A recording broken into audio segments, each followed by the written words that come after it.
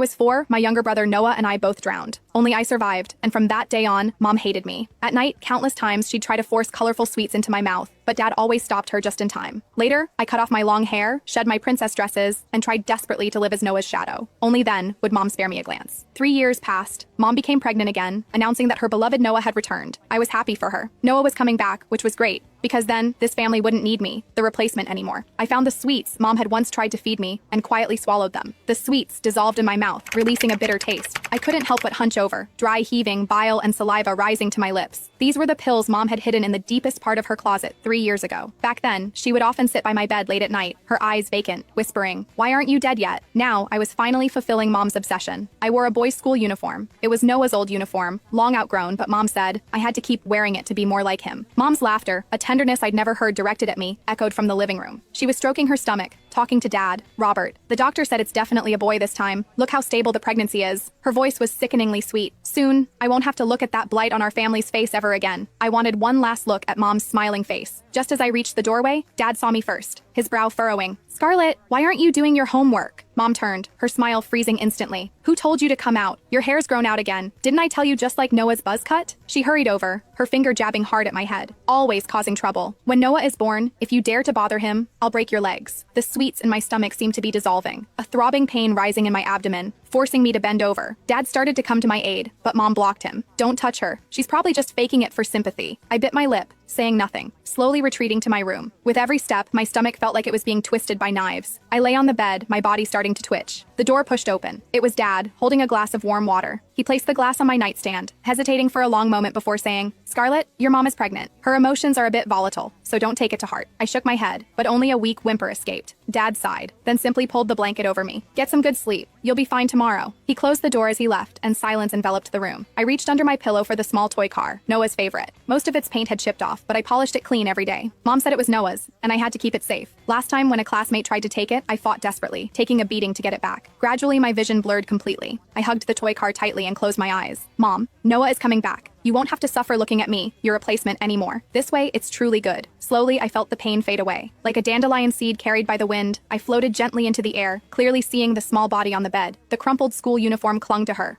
face as white as paper, her lips an unnatural purplish blue. A smudge of undigested bile still clung to the corner of her mouth, and in her hand, she clutched that small toy car. Mom pushed the door open just as I was looking down at my own hands. They were transparent, allowing the sunlight to pass through them, revealing a photo of Noah. She didn't glance at me on the bed. Instead, she walked straight to the desk, picked up Noah's photo, and meticulously wiped it clean, murmuring, "Noah, Mom's going to buy you a new bassinet today. Do you like blue or yellow?" She turned to leave, accidentally kicking the bed frame. Only then did she impatiently